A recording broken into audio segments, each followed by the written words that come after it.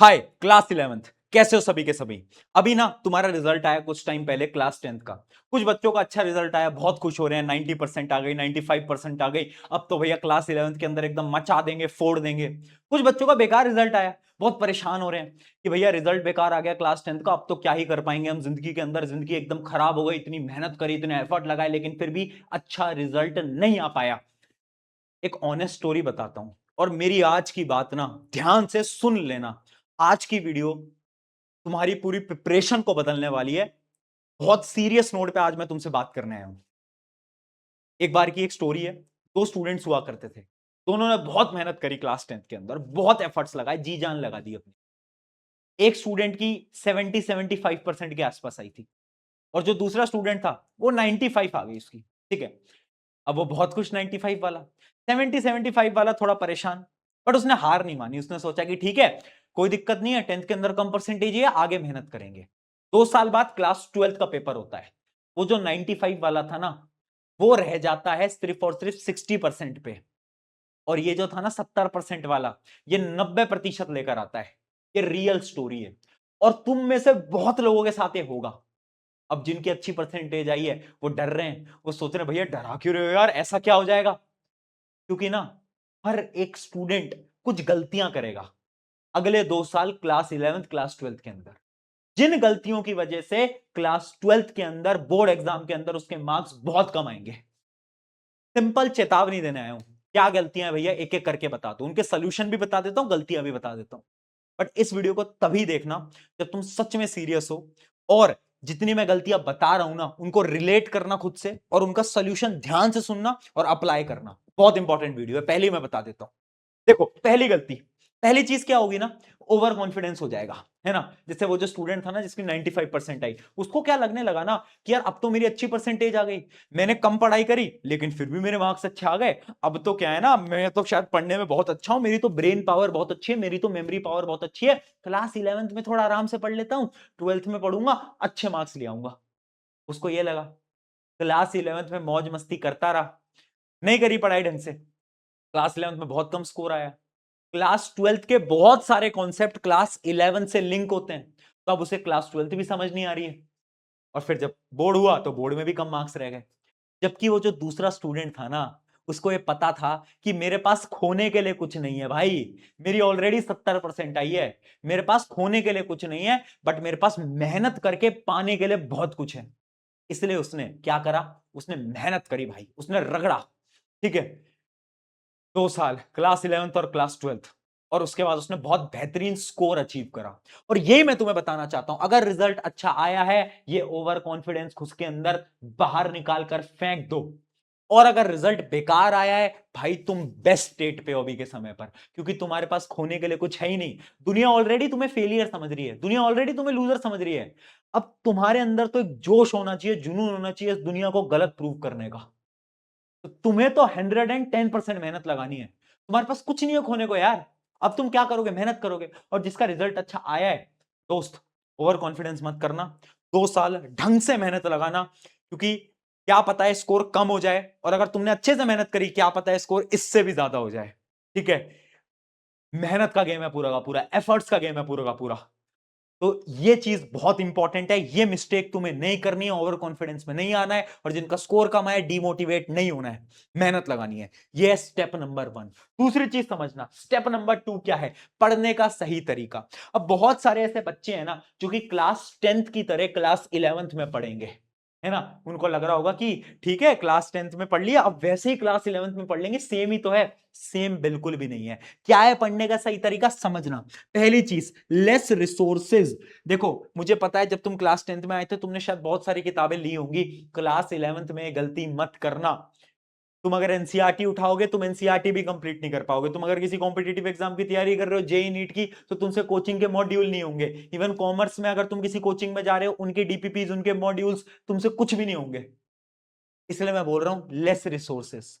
जिस कोचिंग में, जिस ऑनलाइन बैच में तुम पढ़ रहे हो, उसको एकदम ब्लाइंडली फॉलो करना पड़ेगा। एनसीईआरटी तो है ही, एनसीईआरटी के साथ साथ वो जो कोचिंग में पढ़ाया जा रहा है, वो जो डीपीपीज मिल रही है, मॉड्यूल्स मिल रहे हैं, उनको फॉलो करो। जब ये दोनों चीजें हो जाएं, उसके बाद तुम किसी और क्वेश्चन बैंक की तरफ, कोई एक्स्ट्रा किताब की तरफ बढ़ोगे। उससे पहले कोई जरूरत नहीं है, उससे पहले बिल्कुल भी जरूरत नहीं है। अगली चीज, लिसन इन क्लास। देखो क्लास 10 तक क्या होता था ना, आपके पास टाइम बहुत होता था। तो अगर तुमने थोड़े दिन ऐसा हुआ कि तुम्हारा फोकस नहीं हुआ, तुम्हारा कंसंट्रेशन नहीं हुआ, तो तुम ये सोचते हो कि ठीक है, आज की क्लास में समझ नहीं आया, अब क्या करेंगे, घर जाएंगे, नोट्स उठाएंगे और फिर समझ लेंगे। यही करते थे। क्लास 11th में टाइम ही नहीं मिलेगा, 1% टाइम नहीं मिलेगा। अगर तुमने क्लास में कंसंट्रेशन से नहीं सुना ना, तो ये तो तुम भूल जाओ कि तुम घर आके उसको समझ लोगे। क्योंकि एक तो टॉपिक थोड़े हाई लेवल पहुंच चुके हैं, टाइम तुम्हारे पास है नहीं। तुम्हें रियलाइज हो गया होगा, स्कूल्स वगैरह स्टार्ट हो गए होंगे, कोचिंग वोचिंग स्टार्ट हो गई होंगी, अब तुम्हें रियलाइज हो गया होगा कि टाइम नहीं है भाई, बिल्कुल भी नहीं है टाइम। इसलिए मैं बोल रहा हूं, क्लास में 100% कंसंट्रेशन से भाई सुनना पड़ेगा, उसके अलावा कोई ऑप्शन नहीं।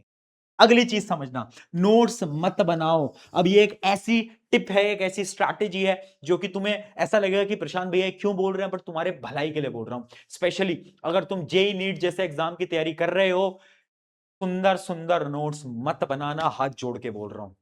नोट्स बनाना अपना टाइम वेस्ट करने के बराबर है ना। बस ऐसे नोट्स बनाओ जो कि तुम्हें समझ में आए। हाँ, नोट्स रिवीजन के लिए इंपॉर्टेंट है कि एग्जाम है तो रिवाइज कैसे करेंगे भैया, नोट्स से करेंगे, बिल्कुल करेंगे, ऑब्वियस सी बात है। बस नोट्स ऐसे बनाओ, जल्दी जल्दी बनाओ, बेकार हैंडराइटिंग में बनाओ, बट उसमें टाइम वेस्ट मत करना। मेरा इंपॉर्टेंट पॉइंट ये है, मुझे नोट्स बनाने से कोई प्रॉब्लम नहीं है, मुझे प्रॉब्लम है नोट्स में टाइम वेस्ट करने से। अगर तुम सुंदर नोट्स बना रहे हो भाई, 4 बार लाइनें बना रहे हो, सुंदर सुंदर पेन से कर रहे हो, जो जैसे कि तुम 10 तक करते आए थे, अगर तुम वो कर रहे हो ना, तो वो एकदम गलत है। अब ये नहीं करना है, जल्दी नोट्स बनाओ, टाइम बचाना है। इस क्लास के अंदर ना तुम्हारे 10-10 मिनट, 15-15 मिनट भी इंपॉर्टेंट है, वेरी इंपॉर्टेंट। अगली चीज, रिवीजन इज मोस्ट इंपॉर्टेंट। अगर तुम्हें ऐसा लग रहा है कि भाई तुम एक बार पढ़ोगे और तुम्हें सब कुछ याद रह जाएगा जैसे कि तुम्हें 10 तक रहता था, अब ऐसा नहीं होगा, क्योंकि कॉन्सेप्ट बहुत सारे हैं। तुमने किताबें अभी तक देख ली होगी, तुम्हें पता चल गया होगा कितनी मोटी मोटी किताबें हैं, कितने सारी चीजें तुम्हें पढ़नी है। इसलिए रिवीजन बार बार बार बार बार बार करते रहना। जब भी तुम लेक्चर में जा रहे हो ना, मान लो तुम एक ऑनलाइन बैच के अंदर पढ़ रहे हो, क्लास स्टार्ट होने से 10 मिनट पहले बस पन्नों को एक बार पलट लो कि कल क्या पढ़ाया था, बस इतना काम कर लो। अगर इतना भी कर लेते हो ना, तो रिवीजन तुम्हारा ऑटोमेटिकली होता रहेगा। बट ये डेली करना पड़ेगा, अगर एक दिन भी मिस करा तो दिक्कतें हो जाएंगी दोस्त। ठीक है, ये था स्टेप नंबर 2। अब बढ़ते हैं स्टेप नंबर 3 की तरफ। स्टेप नंबर 3 है, मन से जीतना पड़ेगा। मन से जीतने का मेरा क्या मतलब है, देखो ऐसा कितनी बार होता है, तुम मुझे खुद कमेंट्स में बता देना। ऐसा होता है ना कि तुम्हारा पढ़ने का मन नहीं कर रहा। फॉर एग्जाम्पल, मैं एक बहुत प्यारा एग्जाम्पल देता हूं। मान लो तुमने ये सोचा था कि हम ना 5 बजे से पढ़ना स्टार्ट कर देंगे, ठीक है। अब क्या हुआ कि तुम्हारा पढ़ने का मन नहीं हो रहा, तुम बेड पे आराम से लेटे हुए हो, बिल्कुल तुम्हारा उठने का मन नहीं कर रहा, और तब हो जाते हैं 5-10। कितने हो जाते हैं? 5-10। और फिर तुम खुद से बोलते हो कि 5-10 हो गए हैं, चलो ऐसा करते हैं, थोड़ी देर और मोबाइल फोन वगैरह चला लेते हैं, और ना 5:30 यानी 5:30 से पढ़ना स्टार्ट करेंगे। ऐसा बोलते हो? बोलते हो तो एक बार कमेंट में बताओ। बोलते हो ना? 90% बच्चे ये खुद से कर रहे हैं। पता है इसको हम क्या बोलते हैं? मन से हार जाना। तुम्हारे दिमाग ने तुम्हें डिफीट कर दिया है भाई। आज तुम उस स्थिति में बैठे हो ना, जिसके अंदर तुम्हारा दिमाग तुम्हें बेवकूफ बना रहा है। वो तुमसे बोल रहा है कि 10 मिनट और, 15 मिनट और, आधे घंटे और इस लूप के अंदर तुम अपना पूरा का पूरा दिन खराब कर रहे हो। तुम्हें भी पता है, मुझे भी पता है। ठीक है, क्या सोल्यूशन है? every 5 minute is important for me. ये खुद से हमें बोलना पड़ेगा, यानी हर 5 मिनट मेरे लिए इंपॉर्टेंट है। अगर 5 बजे सोचा था पढ़ने बैठेंगे, और अगर 5-5 भी हुए हैं ना, तो वो 5 मिनट भी इंपॉर्टेंट है। तो भाई उसी समय पर मोबाइल फोन छोड़ो, पढ़ने बैठो। ये फर्क नहीं पड़ता कि अभी तक तुमने कितना टाइम खराब कर दिया है, फर्क इस बात से पड़ता है कि अब तुम्हारे पास कितना टाइम बचा है, वो इंपॉर्टेंट है। तो ये मत सोचो कि अब तो 15 मिनट बाद पढ़ेंगे, आधे घंटे बाद पढ़ेंगे, 1 घंटे बाद पढ़ेंगे। अरे छोड़ो यार। अगर तुम्हारे पास रात को 10 मिनट भी है ना पढ़ने के लिए, मान लो तुम किसी फंक्शन से आए हो, किसी शादी से आए हो, और तुम्हारे पास सिर्फ 10 मिनट है, 10 मिनट बाद तुम सोने जा रहे हो, उस 10 मिनट में भी पढ़ाई करना, ये इंपॉर्टेंट चीज है। ठीक है, ये करना पड़ेगा आप। तो इसलिए मैं बोल रहा हूं, एक माइंडसेट बनाओ, हर 5 मिनट इंपॉर्टेंट रहेंगे तुम्हारे लिए। हमें अपने मन को हराना पड़ेगा, मन से जीतना पड़ेगा, वेरी इंपॉर्टेंट। ठीक है, अगले स्टेप की तरफ बढ़ते हैं। Next step, backlogs. बैकलॉग्स तो मत बनने देना। मुझे पता है अभी तक बहुत ऐसे स्टूडेंट्स होंगे जिनकी ऑलरेडी बैकलॉग्स बन चुकी होंगी, है ना। ऐसा लग रहा है कि भैया अभी तो स्टार्ट हुई थी क्लास 11th और बैकलॉग पे बैकलॉग बनती जा रही है। देखो दोस्त, बैकलॉग एक ऐसी चीज है ना जिसको तुम कंप्लीट नहीं कर पाओगे। तुम अपने सीनियर से पूछना जो कि क्लास 12th के अंदर है, पता है वो क्या बोलते हैं? वो बोलते हैं प्रशांत भैया काश ना हम क्लास 11th में ढंग से पढ़ लिए होते। क्लास 11th में अगर हमारी बैकलॉग नहीं बनी होती ना तो क्लास 12th में हमें कोई दिक्कत नहीं आती।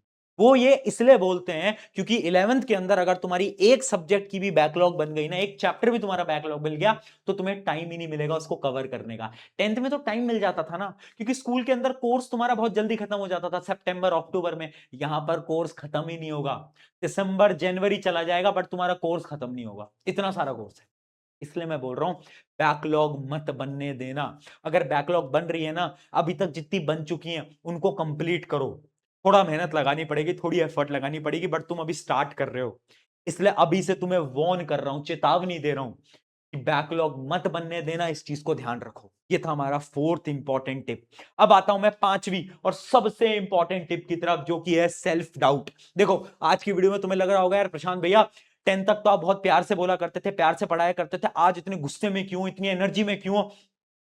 देख, तेरा बड़ा भाई हूं, तेरे भले के लिए बोल रहा हूं, मेहनत लगानी पड़ेगी। अगर तू ये सोच रहा है, तू ये सोच रही है कि बिना मेहनत के अच्छे मार्क्स आ जाएंगे, नहीं आएंगे, बिल्कुल नहीं आएंगे। ठीक है, इसलिए आज मैं तुझे एकदम खुले में बोल रहा हूं कि मेहनत लगा लेना। और एक लास्ट पॉइंट जो कि सेल्फ डाउट है ना, उस चीज को बहुत ध्यान से समझना। देख, ऐसे बहुत एग्जाम आएंगे, बहुत टेस्ट होंगे तुम्हारे ट्यूशन के अंदर, कोचिंग के अंदर, स्कूल के अंदर, जब तुम्हारे मार्क्स कम आएंगे। क्लास 10 तक तुम्हारे 90% आए, 95% आए। क्लास 11th में ऐसे बहुत टेस्ट होंगे जब तुम्हारे 50%, 60%, 70% आएंगे। बिल्कुल होगा।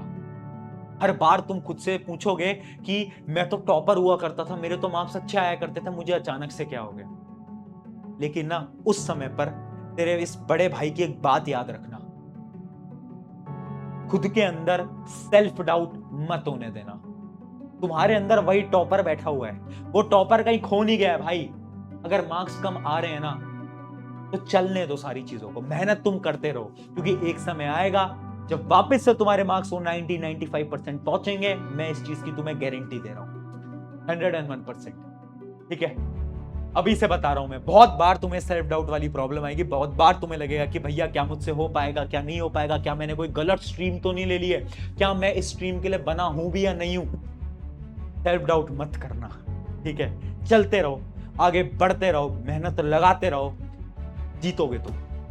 मुझे पता है, मुझे भरोसा है, मैंने पढ़ा है तुम्हें 10 तक, मुझे पता है। ठीक है, जीतोगे तुम। जाओ, इन गलतियों को अवॉइड करना, इन स्टेप्स को फॉलो करना। On this note, thank you everyone, मैं हूं सभी का अपना प्रशांत भैया। मिलते हैं नेक्स्ट वीडियो के अंदर। Take care, bye.